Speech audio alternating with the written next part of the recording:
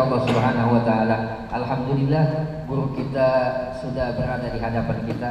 Mari kita dengarkan yaitu pembacaan kitab Jami'ah Ar-Risalah Al-Jami'ah yang akan disampaikan oleh Al-Habib Syafiq bin Shalih Al-Haddad. Kepada beliau kami persilakan. Bismillahirrahmanirrahim. Assalamualaikum warahmatullahi wabarakatuh. Alhamdulillah. Nahmaduhu wa nasta'inuhu wa nastaghfiruhu wa na'udzu billahi min shururi anfusina wa sayyi'ati a'malina. Man yahdihillahu fala mudilla lahu wa man yudlilhu fala hadiya lahu. Asyhadu an la ilaha illallah wahdahu la syarika lahu. أشهد أن سيدنا محمدا عبده ورسوله لا نبي بعده.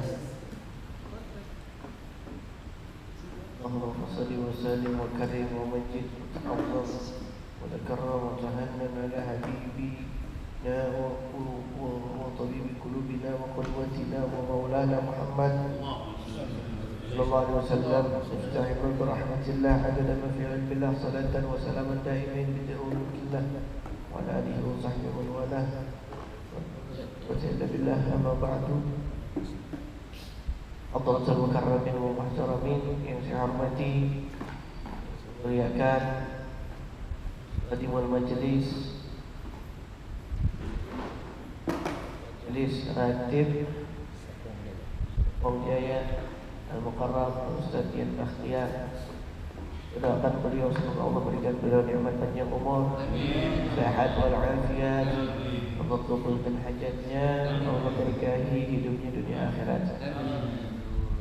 Ya Rabbal Alamin. Yang saya hormati, yang saya muliakan, yang saya cintai, segenap jamaah Majelis Ratib Serpong Jaya, mudah-mudahan senantiasa muliakan oleh Allah Subhanahu wa taala. Amin ya rabbal alamin. Alhamdulillah, hari ini Allah masih berikan kita nikmat panjang umur, sehat walafiat, sehingga kita memperkenankan untuk melanjutkan kajian kita daripada kajian kitab Ar-Risalatul Jami'ah. Mudah-mudahan yang kita pelajari daripada kitab ini bisa kita terus pelajari sampai khatam, juga bisa kita pahami serta bisa kita amalkan.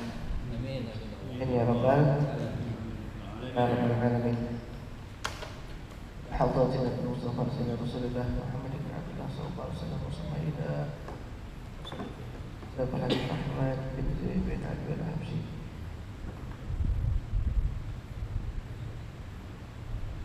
Al-Fatihah. Bismillahirrahmanirrahim. Bismillahirrahmanirrahim. Alhamdulillahirabbil alamin. Arrahmanirrahim. Maliki yaumiddin. Iyyaka na'budu wa iyyaka nasta'in. Ihdinas siratal mustaqim. Siratal ladzina an'amta 'alaihim ghairil maghdubi 'alaihim waladdallin. Nawaitu an naqra hadha kitab Ar-Risalatul Jami'ah على ما نوى شيوخنا وأجدادنا وأسلافنا الصالحين. أدخل نياتنا في نياتهم وأعمالنا في أعمالهم ومقاصدنا في مقاصدهم. حضرة المصطفى محمد صلى الله عليه وسلم. الفاتحة. أعوذ بالله من الشيطان الرجيم. بسم الله الرحمن الرحيم. الحمد لله رب العالمين الرحمن الرحيم مالك يوم الدين. إياك نعبد وإياك نستعين. اهدنا الصراط المستقيم صراط الذين أنعمت عليهم غير المغضوب عليهم ولا الضالين. Amin. Silahkan dibuka kitabnya halaman berapa? Halaman 5. Tahu kayaknya habis lihat YouTube dulu tuh. Habib bahasa gimana ya? Anak aja kadang lupa mau ngajar di sini, buka YouTube dulu. Kemarin bahas sampai mana nih? Alhamdulillah. Halaman 5 yang paling atas. الشيخ المؤلف رحمه الله تعالى وأدام نفعته وبعلومه وببركته في الدارين آمين يا رب العالمين. وأنه تعالى بعث سيدنا محمدا عبده ورسوله إلى جميع الخلق لهدايتهم ولتكميل معاشهم ومعادهم وأيدهم بالمعجزات الظاهرة. Di pertemuan yang lalu kita telah membahas daripada aslul iman, yang membahas terkait iman. Bermula kita bahas terkait iman kepada Allah Subhanahu wa ta'ala yang dijabarkan oleh Habib Ahmad bin Zain Al-Habsyi dengan sedemikian rupa. Supaya apa? Supaya pertama kita tahu, kenal siapa Tuhan kita, dan supaya kita teguh keimanan kita dengan kita mengenal sifat-sifatnya Allah Subhanahu wa ta'ala sebagai Tuhan. Karena kalau kita akurkan dengan orang-orang yang mengangkat sesuatu selain Allah untuk dijadikan Tuhannya, kita bandingkan dengan sifat-sifat Allah sebagai Tuhan kita, tentu Tuhan-Tuhan mereka itu tidak layak dijadikan Tuhan. Justru Tuhan kita Allah Subhanahu wa ta'ala dengan sifat-sifatnya menjadikan akal kita menganggap hal tersebut logis, masuk akal untuk menjadikan Allah sebagai Tuhan kita. Allah memiliki sifat hayyun, hidup. Masa kita menyembah Tuhan yang kagak hidup? Itu kan gak logis. Betul. Sifat hayyun yang maha hidup itu ada pada sifatnya Allah Subhanahu wa ta'ala. Tapi jangan heran, karena pada nyatanya ada dari golongan manusia yang menyembah sesuatu yang tidak hidup. Yang kita tahu kisahnya Nabi Allah Ibrahim alaihissalatu wassalam. Itu orang-orang sedang keluar dari wilayahnya, Nabi Ibrahim malah menghancurkan semua sesembahannya. Disisakan satu yang paling besar, dikalungin sama kapak. Sehingga orang-orang nanya kan akhirnya, ini siapa nih yang ngancurin? Dia tahunya Nabi Ibrahim yang tersisa di wilayah tersebut. Kata Nabi Ibrahim, tanya aja dong, sembahannya itu yang paling besar. Kan ada dia tadi situ yang nggak hancur, tanya cuma dia. Masa dia nggak lihat? Jadi dia bantah sendiri tuh orang-orang yang menyembah sesembahan yang tidak tepat. Dia bantah sendiri statementnya. Dia bilang apa? Lu gila apa? Mungkin kalau bahasa kita gitu. Masalahnya aman. Ya. Walhasil kayak gitu. Jadi kita semakin kita kenal dengan Allah, supaya semakin teguh keimanan kita bahwa betul Allah lah yang paling pantas, yang paling patut kita sembah. Allah lah yang paling pantas, yang paling patut kita jadikan Tuhan. Gitu. Dan dengan keimanan tersebut seharusnya menjadikan kita semakin taat kepada Allah Subhanahu wa ta'ala. Karena kita yang mengkonfirmasi sendiri bahwa Allah lah sebetul-betulnya Tuhan. Allah lah satu-satunya yang patut kita sembah. Allah lah yang sepatutnya kita menghamba kepadanya. Terlebih dengan sifat-sifatnya Allah Subhanahu wa ta'ala yang kita ketahui dengan maha melihatnya Allah, maha mendengarnya Allah. Seharusnya sebagai tameng keimanan tersebut, sebagai tameng buat diri kita agar kita bisa menjauh dari kemaksiatan yang Allah Subhanahu wa ta'ala.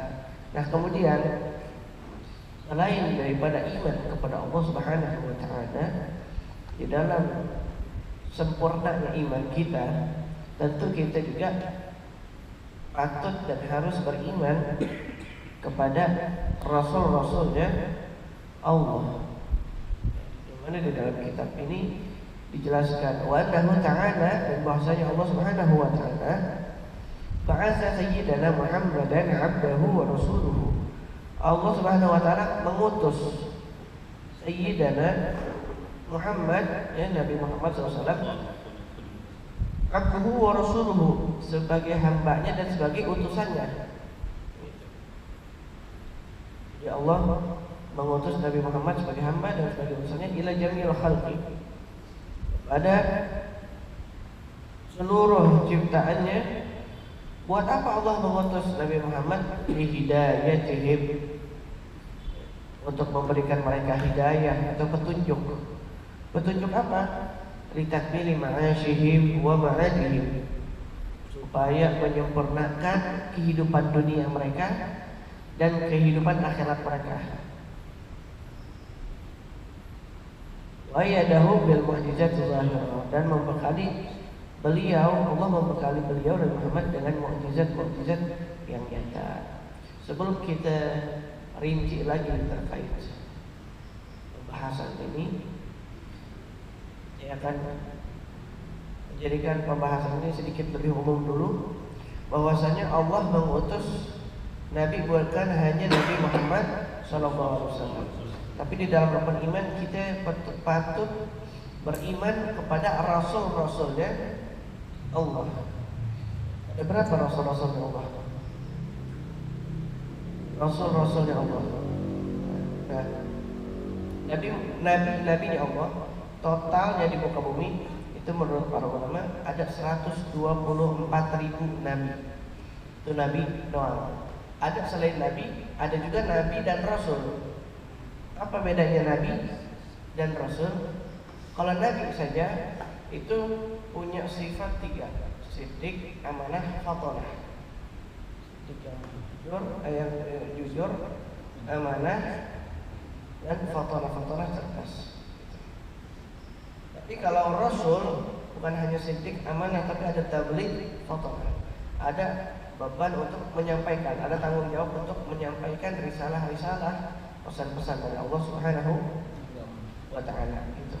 Nah, total yang nabinya aja ada 124.000 nabi. Nabi dan rasul ada 313. Yang menjadi nabi dan rasul 313. Yang wajib diketahui dari 313 itu ada 25. Hafal apa enggak yang 25 ini? Dan Idris, Nuh, Hud, Saleh, Ibrahim, Lut, Ismail, Ishaq, Yaqub, Yusuf, Ayub, Shu'aib, Musa, Harun, Zulkifli, Daud, Sulaiman, Ilyas, Ilyasa, Yunus, Zakaria, Yahya, Isa.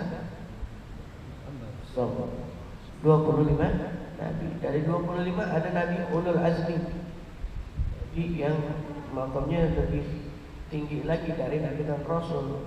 Ya, inilah dari tingkat kesabarannya yang luar biasa. Nabi ulul azmi ada yang bilang 5, ada yang bilang 6.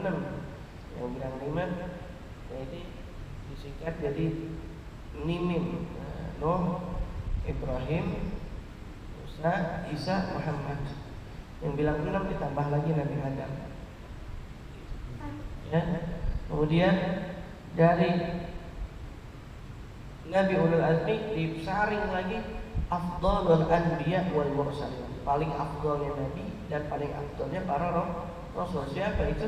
Nabi Muhammad sallallahu alaihi wasallam. Tidak sempurna iman seseorang kalau enggak beriman sama Nabi Muhammad sallallahu alaihi wasallam. Kita akuin Tuhan kita Allah Subhanahu wa taala, tapi enggak beriman sama Nabi Muhammad, sempurna imannya, nggak jadi Islam. Betul nggak? Kalau bicara iman kepada Allah, mengakui Tuhannya sebagai Allah. Sebagian agama yang lain mengakui Tuhannya Allah, tapi dia menolak bahwa nabinya adalah Nabi Muhammad Sallallahu Alaihi Wasallam. Gitu. Bagaimana kita ketahui contohnya, ya, dari agama Nasrani. Ya, kalau ditanya Tuhannya ada, nama Tuhannya Tuhan Allah. Betul. Yang dia maksud ya yang seperti kita, maksudnya Allah. Cuma tidak beriman sama Nabi Muhammad, berhenti keimanannya sampai Nabi Allah Isa alaihi salam yang dia anggap sebagai itu Tuhan.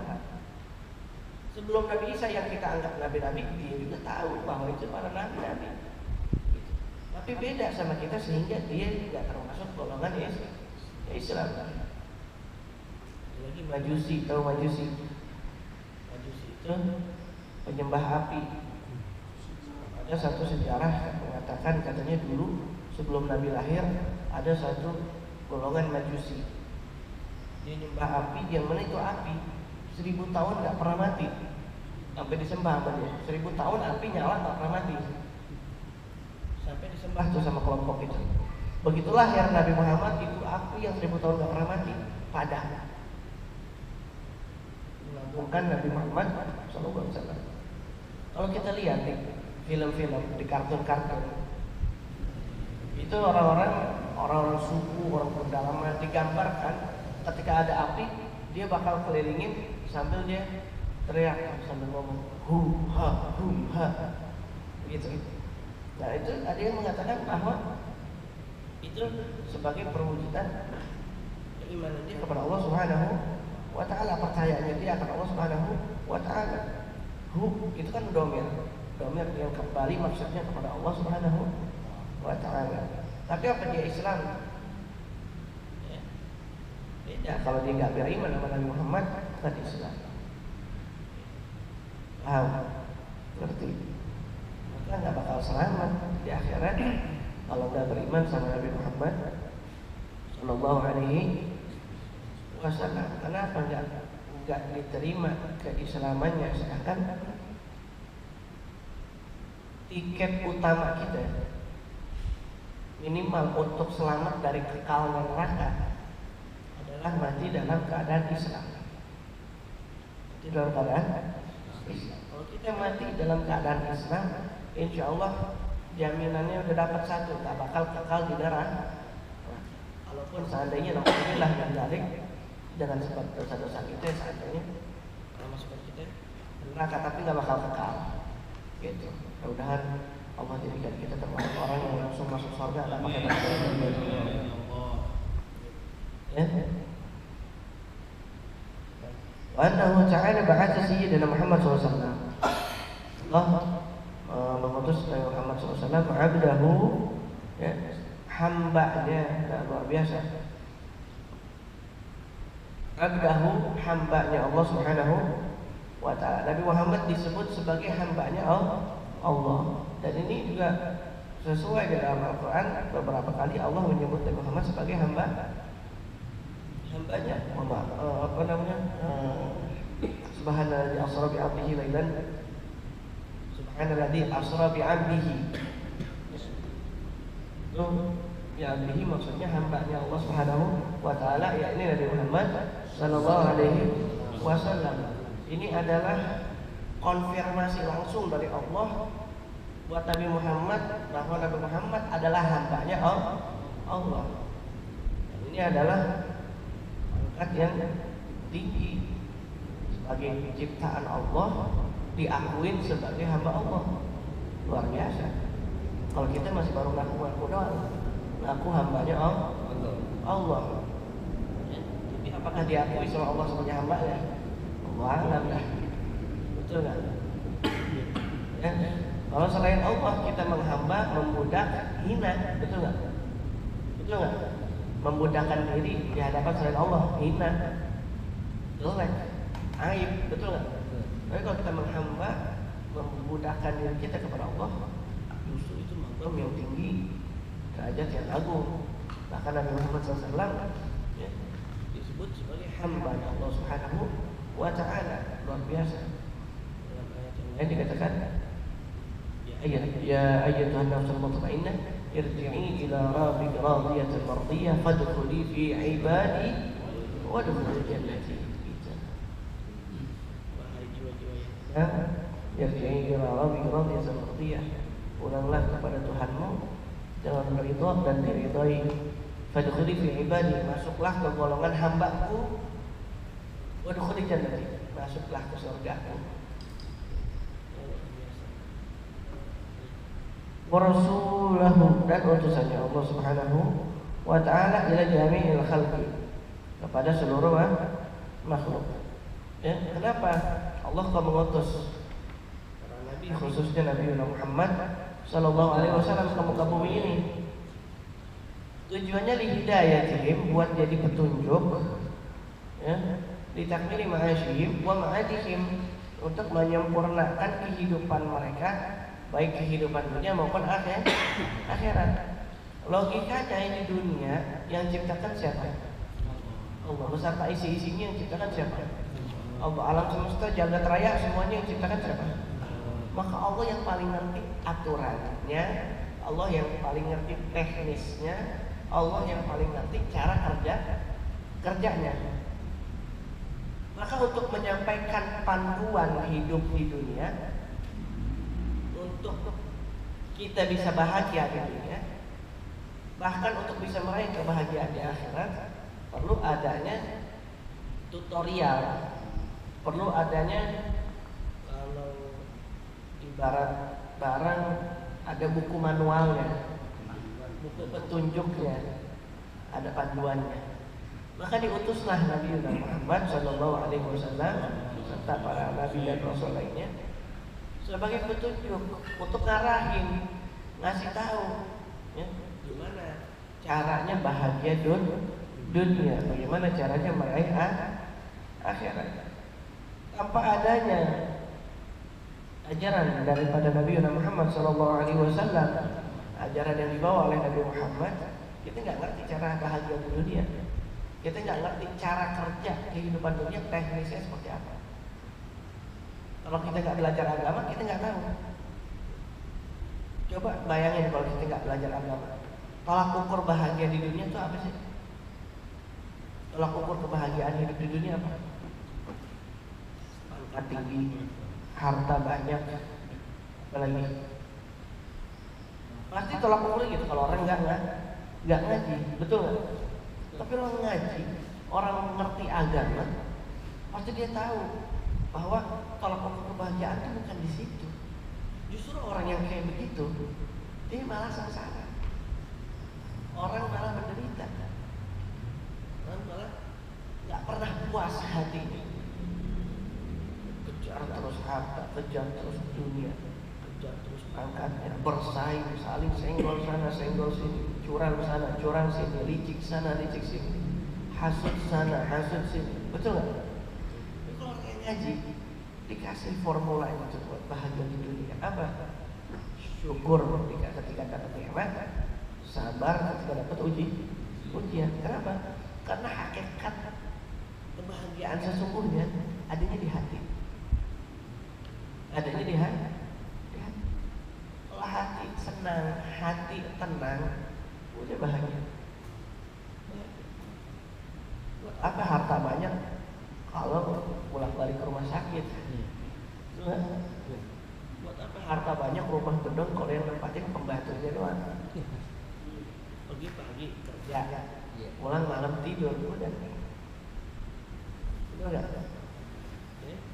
Maka formulanya datang dari agama. Kenapa? Karena teknisnya, cara kerjanya dunia ini berjalan, Allah Subhanahu wa ta'ala yang paling tahu. Orang di semua jagat raya yang Allah ciptakan, betul nggak? Iya nggak? Makanya diutus Nabi Muhammad SAW jadi pemandu kita, untuk ngajarin kita, untuk ngasih tahu kita, ya, ngarahin kita supaya kita bisa menyempurnakan kehidupan kita, baik dunia apalagi akhirat. Hanya banyak yang bilang, ada yang mengatakan laula Muhammad bin Abdullah lakana nasu fi hawiyah. Kalau bukan karena Muhammad bin Abdullah, kalau bukan karena Muhammad, lakana nasu fi hawiyah. Pasti manusia ada di neraka hawiyah. Saking besarnya jasanya.